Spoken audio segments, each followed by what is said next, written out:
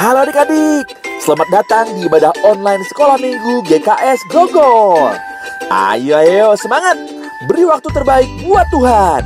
Adik-adik tahu kan, kenapa kita beribadah di rumah?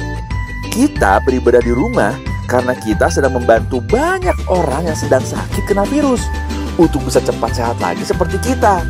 Tapi kita juga harus berhati-hati ya, cuci tangan pakai sabun dan jaga kebersihan setiap saat. Ayo, sekarang duduk yang manis. Kita mau dengar firman Tuhan dengan judul Akhir Zaman, Tujuan Kedatangan Tuhan Kedua Kali. Jangan lupa klik lonceng dan subscribe YouTube channel ini ya. Selamat beribadah.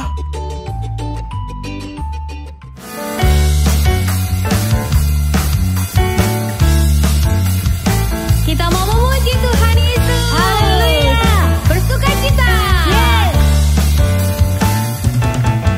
Aku anak malam minggu, dengar-dengaran, turut orang tua, terlebih Tuhan.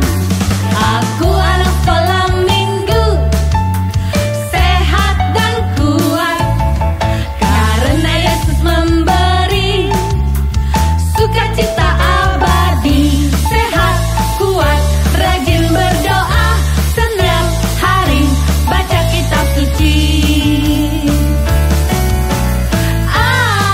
Aku cinta Yesus. B, berdoa senantiasa.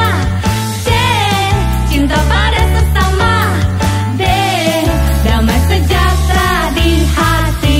Sekali lagi, aku anak salam minggu, dengar-dengaran, turut orang tua, terlebih Tuhan.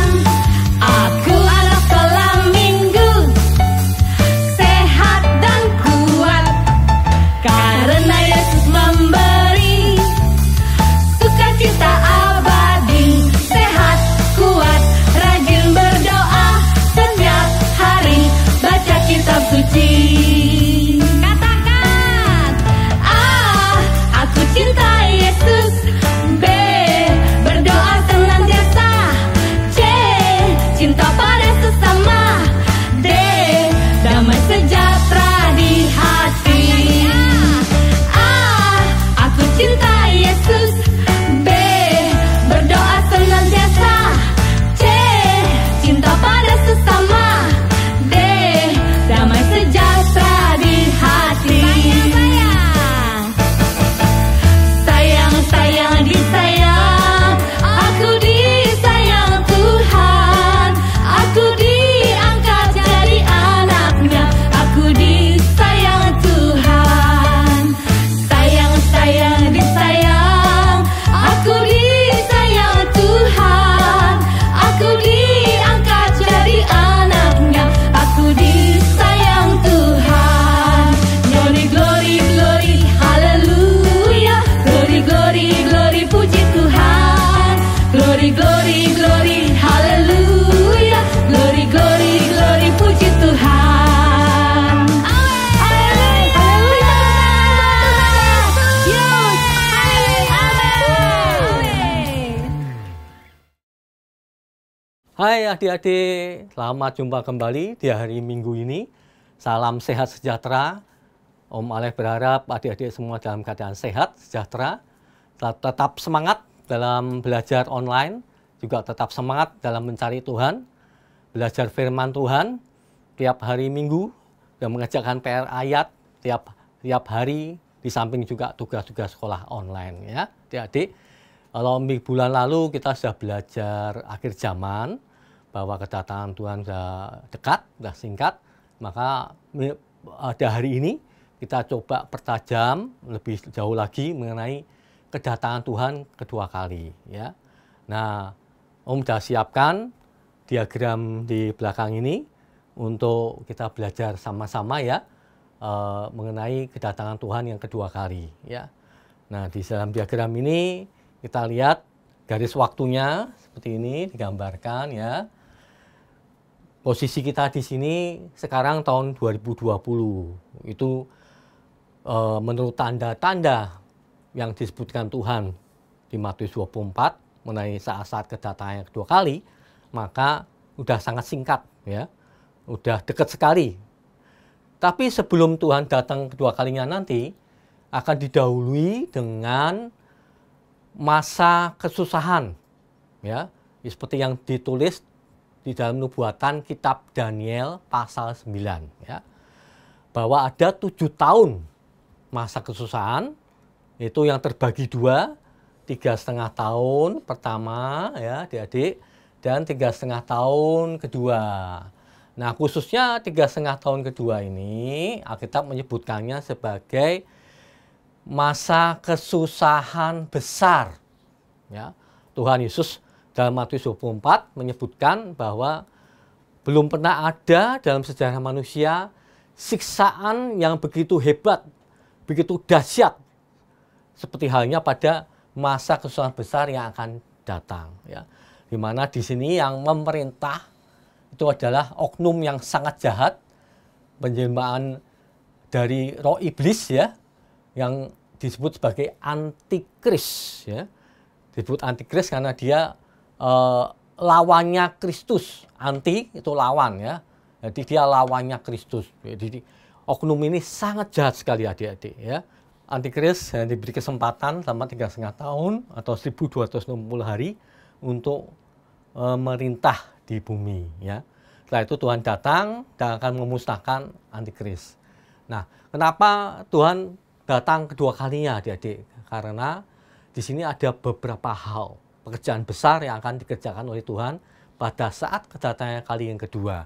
Yang pertama yaitu keterangkatan orang percaya pemenang.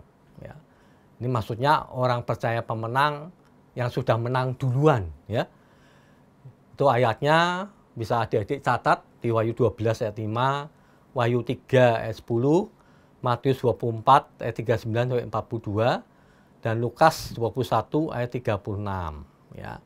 Nah, di dalam diagram ini orang percaya pemenang awal akan diangkat duluan, diangkat terlebih dahulu oleh Tuhan sebelum masa kesusahan besar. Ya, sungguh berbahagia adik-adik orang-orang percaya pemenang yang diangkat terlebih dulu oleh Tuhan sebelum masa kesusahan besar. Ya. Nah, di sini diagram menunjukkan ini nomor 1 ini mereka akan diangkat sebelum kesusahan besar. Dibawa kemana? Diangkatnya adik-adik dibawa ke tahta Allah. Wow, luar biasa sekali. Kita yang memenang di awal akan diangkat ke hadapan tahta Allah. Sungguh keistimewaan yang luar biasa adik-adik. Kita ingat kok di perjanjian lama itu orang pertama yang diangkat hidup-hidup itu adalah Henokh. Kemudian menyusul Nabi Elia, itu juga diangkat hidup-hidup ke tahta Allah. Ya.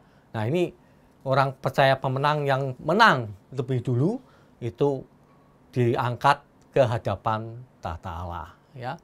Jadi poin kedua nanti setelah pengangkatan pendahuluan terhadap orang percaya pemenang yang menang lebih dulu adalah keterangkatan dari orang percaya yang menang di masa antikris. Ya. Jadi tidak ada yang diangkat sebelum masa antikris, lalu sebagian besar akan masuk ke masa kesusahan besar untuk dimatangkan imannya. Ya. Nah, sebelum masa kesusahan besar ini berakhir, mereka yang menang di masa antikris, artinya yang tidak menerima tanda bilangan antikris, yang juga yang tidak menyembah patung binatang antikris itu, nanti Om akan jelaskan di bulan mendatang ya mengenai tanda bilangan binatang dan patung binatang itu. Tapi saat ini adik-adik cukup terima pada gelombang kedua ini ada pengangkatan orang percaya yang menang di masa antikris. Ini adalah orang-orang yang bertahan, tidak mau terima tanda antikris. Apapun risikonya, mereka tetap bertahan. Ya. Sebab kalau sampai menerima tanda bilangan antikris itu, maka hukumannya sudah jelas, masuk neraka bersama antikris. Ya. Jadi mereka kemudian sebelum masa kesusahan besar ini berakhir, sesaat sebelum berakhir dia akan diangkat. Nah, perbedaannya hanya nomor 1, ini mereka tidak diangkat ke tahta Allah, tapi diangkatnya di awan-awan. Waduh, diangkat ke awan-awan, bertemu dengan Tuhan Yesus, ya, bertemu dengan Tuhan Yesus, juga bertemu dengan orang-orang dari gelombang pertama ini, ya. Di sini mereka akan diberikan jubah putih, yaitu tubuh kebangkitan seperti halnya dulu Tuhan Yesus waktu bangkit pada hari ketiga sesudah menebus dosa di kayu salib, mereka juga akan diberikan tubuh kebangkitan seperti Tuhan Yesus. Nah, tubuh kebangkitan Tuhan Yesus itu sakti sekali adik-adik, tidak bisa lapar, tidak bisa haus, ya, bisa terbang, bisa tembus tembok, seperti halnya Tuhan Yesus waktu tiba-tiba muncul di tengah murid-murid di waktu malam mereka mau makan, ya. Itu tubuh kebangkitan itu yang diberikan pada saat hari keterangkatan, ya. Nah, apa bedanya orang-orang yang menang lebih dulu dengan orang-orang yang menang belakangan? Sama-sama diangkat, adik-adik.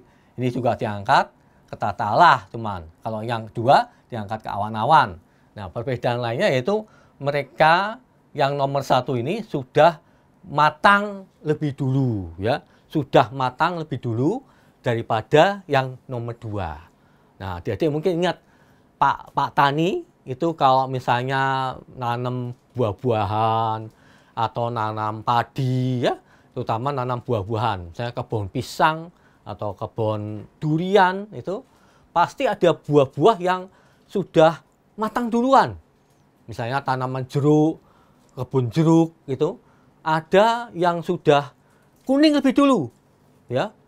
Ya mungkin pohon-pohon yang lainnya masih hijau, tapi yang ada sekelompok pohon yang sudah menguning keemasan lebih dulu, ya.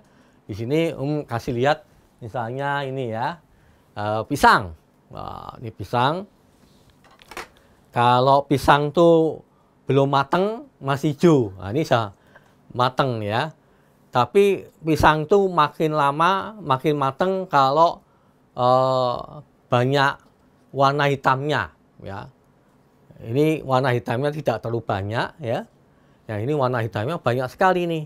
Jadi ini lebih matang daripada yang satu lagi. Jadi yang ini kelihatan adik-adik ini lebih matang karena banyak item-itemnya. Dan ini itemnya nggak begitu banyak. Jadi ini lebih matang. Biasanya emang pisang kalau matang itu menguning sekali, terus kemudian ada item-itemnya. Itu adik-adik jangan takut kalau makan pisang yang ada item-itemnya di kulitnya ini, itu petanda dia sudah benar-benar matang dan banyak vitaminnya. Vitaminnya makin banyak, ya. Jadi sekedar mengilustrasikan ada sekelompok orang Kristen, anak-anak Allah, ya, kita semua ini yang di masa akhir zaman itu akan lebih cepat matang imannya daripada yang lainnya. Nah, yang lebih cepat matang imannya itu akan diangkat ke tahta Allah, ya. Demikian adik-adik, ya. Nah, dua hal ini akan dikerjakan oleh Tuhan Yesus, ya. Lalu hal ketiga yang terjadi di masa kesusahan ini adalah Tuhan Yesus setelah berjumpa dengan orang-orang yang terangkat di gelombang kedua, yang nomor 2 ini, kemudian akan turun dan nomor 3, ya, adik-adik sekarang mengalahkan antikris di perang Armageddon, ya. Armageddon itu di mana? Armageddon itu ada suatu tempat di luar kota Yerusalem di Israel yang merupakan suatu lembah, ya. Dalam bahasa Ibrania disebut sebagai lembah Megiddo. Nah, Armageddon ini bahasa Yunani, ya. Armageddon ini suatu tempat di luar kota Yerusalem yang berupa lembah yang luas sekali. Hingga di situ antikris dan pasukannya akan memerangi, memberontak melawan Tuhan Yesus. Lalu Tuhan Yesus turun bersama dengan seluruh orang-orang kudus, yaitu orang-orang yang sudah diangkat, baik di gelombang 1 dan gelombang 2, yang sudah mengenakan tubuh kebangkitan, lalu turun di sini ke lembah Armageddon dan memerangi antikris dan seluruh pasukannya lalu antikris dikalahkan, ditangkap, lalu dibuang ke neraka, ke lautan api ya, ke lautan api bersama dengan seluruh pasukannya. Buang, terus di situ mereka akan dibakar siang dan malam, tiada hentinya ya. Baru setelah itu, setelah antikris dikalahkan, nah ini yang bosnya antikris yaitu si iblis. Si iblis akan ditangkap, lalu dirantai, dibelenggu di dalam jurang tanpa dasar selama 1000 tahun ya adik-adik. Nah kalau iblis sudah dipenjara selama 1000 tahun, maka kerajaan 1000 tahun berdiri. Kerajaan 1000 tahun berdiri itu di Wahyu 20 ayat 4 dan 6 ya.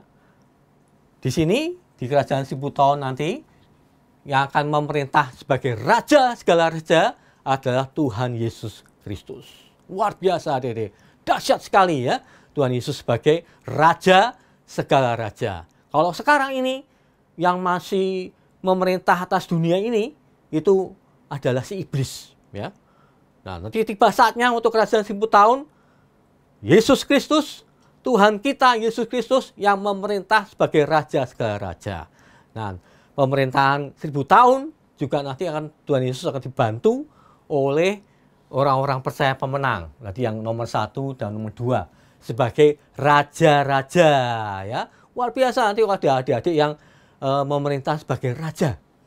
Membantu Tuhan Yesus memerintah bumi selama 1000 tahun. Mungkin ada yang di kota Jakarta, ada yang di kota Surabaya, ada yang di kota Medan, di Papua, di Ambon, di manapun ya, menjadi raja di situ. Ikut memerintah bersama Tuhan Yesus selama 1000 tahun. Sungguh suatu berkat yang luar biasa adik-adik. Nah, maka pesan pada hari ini adalah adik-adik harus mematangkan iman ya, supaya semakin serupa dengan Tuhan Yesus ya, makin serupa dengan Tuhan Yesus. Bila adik-adik pada hari-hari ini sudah semakin serupa dengan Tuhan Yesus ya, lemah lembut, rendah hati, penuh kasih ya, tidak memberontak melawan orang tua ya, ramah tamah, murah hati, baik hati, semua sifat-sifat Tuhan. Adik-adik memiliki semua itu, maka adik-adik sudah matang duluan. Seperti halnya pisang tadi, sudah matang duluan dan siap diangkat sebelum ada antikris memerintah. Ya, tidak ada yang mau adik-adik masuk masa antikris, nggak enak sekali, tidak enak sekali. Ya, dimana nanti yang orang jual beli harus pakai tanda bilangan 666.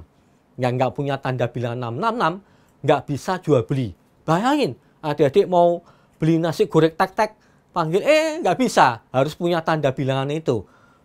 Pada saat itu uang tunai sudah nggak ada adik-adik. Semua uang sudah berubah dalam bentuk angka-angka di bank yang dinamakan uang digital. Uang digital, nggak ada lembaran uang seperti yang kita pegang ini. Itu saatnya sudah mendekat ke arah situ. Nah, saat itulah waktu terjadi masa antikris sudah ada ya. Antikris yang memerintah sebagai penguasa atas bumi ini selama 3,5 tahun saja ya. Tentunya kita semua tidak ingin masuk ke masa antikris. Kita ingin terangkat. Itu adik-adik harus baik-baik berdoa, Tuhan luputkanlah kiranya aku dari masa kesusahan besar ya. Om bisa minta adik-adik semua tiap hari doa, oh Tuhan Yesus, aku nggak mau masuk masa kesusahan besar Tuhan. Luputkanlah aku ya Tuhan. Juga papa mamaku, adikku, kakakku semuanya. Luputkanlah dari masa kesusahan besar. Berikanlah anugerah yang besar ya Tuhan. Supaya kami semua terluput dari kesusahan besar, diangkat sebelum masa kesusahan besar itu terjadi. Ya, amin adik-adik. Maka hari-hari ini adik-adik banyak di rumah, harus banyak belajar firman Tuhan. Kartini kan sudah banyak memberikan PR firman Tuhan, harus banyak belajar, membaca Alkitab, mengasihi Tuhan sungguh-sungguh ya. Kalau adik-adik mengasihi Tuhan sungguh-sungguh, maka adik-adik pasti akan terus belajar firman Tuhan dan melakukan apa yang Tuhan suruh, sehingga semua sifat-sifat Tuhan Yesus itu akan ada pada pribadi adik-adik dan adik-adik akan semakin serupa dengan Tuhan Yesus. Haleluya. Amin adik-adik. Mari kita berdoa ya. Tuhan Yesus, Engkau memberkati adik-adik sekolah minggu semua, sehingga mereka semua makin bertumbuh tiap hari, makin serupa dengan-Mu ya Tuhan Yesus. Engkau menyertai mereka, Engkau memberkati mereka ya Tuhan. Engkau yang memberikan mereka kekuatan lewat Roh-Mu, sehingga mereka bisa terus berjalan bersama Engkau ya Tuhan.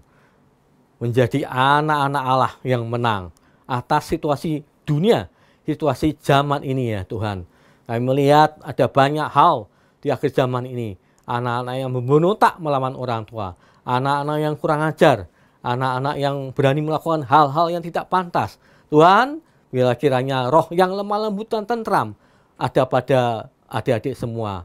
Dan kiranya roh yang taat ada pada adik-adik, sehingga mereka menjadi anak-anak kerajaan surga yang memuliakan Bapa di surga, yang memancarkan terang kerajaan surga, sehingga mereka semua akan terangkat sebelum kesusahan besar itu terjadi.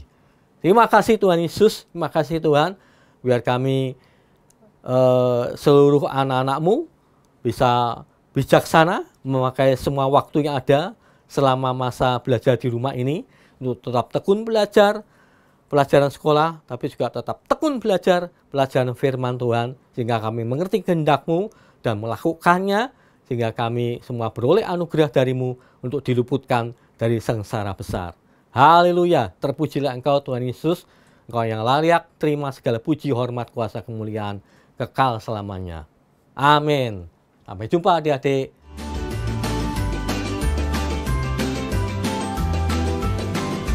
Adik-adik, kita sudah selesai mengikuti ibadah online sekolah minggu GKS Grogol. Ingat untuk selalu mentaati dan melakukan firman Tuhan setiap saat. Minggu depan, wajib ikutan lagi.